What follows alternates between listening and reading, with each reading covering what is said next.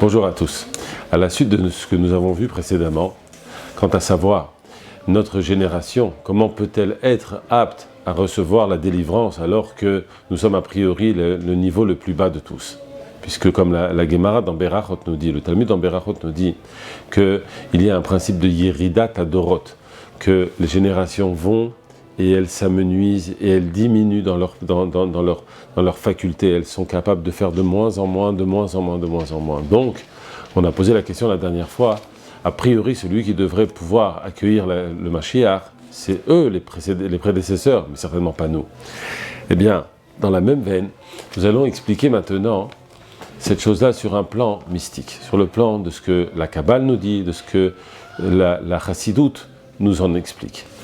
Il y a une différence fondamentale entre ce que l'on appelle le bien et ce que l'on appelle le mal.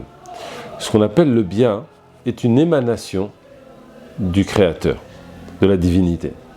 Et dans la mesure où le Créateur ne connaît pas de fin, ne connaît pas de limite, le bien est sans limite. Le bien ne connaît pas de fin. Le bien n'a pas de date de péremption. De l'autre côté, ce que l'on appelle le mal, il est expliqué à son sujet que le mal, par définition, n'existe pas, dans la mesure où exister signifie exister par soi-même. À partir du moment où une chose n'existe que parce qu'elle est le reflet de la force d'autre chose, que parce qu'elle ne reflète que les potentialités de autre chose, on ne peut pas dire qu'elle existe véritablement. Elle est l'expression de l'autre. Mais exister, c'est exister par soi-même.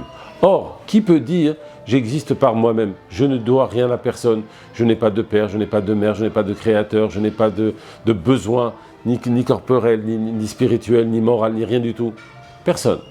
Pour cette raison, que la seule véritable existence, la seule chose dont on peut dire qu'elle est permanente, c'est ce qui est lié à la divinité. Par contre, lorsqu'une chose s'oppose à la divinité, qu'elle pense vivre en parallèle de la divinité, en parallèle du Créateur, on ne peut pas dire qu'elle a une existence véritable. Elle existe effectivement dans un repère de temps, dans un repère d'espace, mais lorsque le temps va passer, lorsque le temps va faire son travail, lorsque l'espace va faire son travail, lorsqu'on va la confronter à une autre situation, elle ne va plus se vérifier parce qu'elle n'existe pas dans l'absolu. Exister, c'est lorsque je peux être confronté à tout et n'importe quoi, dans tous les temps, dans tous les espaces, dans tous les individus, dans toutes les situations, et je continue à être vrai. À cet égard, on explique que le mal n'existe pas. Pourquoi ? Parce que le mal ne peut exister que parce qu'il prend les restes que le bien veut bien lui donner, veut bien lui laisser. Et bien de la même manière, au fur et à mesure que l'humanité a avancé, des actes de bienfaisance ont été réalisés et des actes de mal, des actes mauvais, des actes néfastes ont été réalisés. Il y a une différence fondamentale entre l'un et l'autre. Les actes de bien, dans la mesure où ils reflètent la volonté divine, sont éternels. Ils s'accumulent, ils se capitalisent, ils ne disparaissent pas.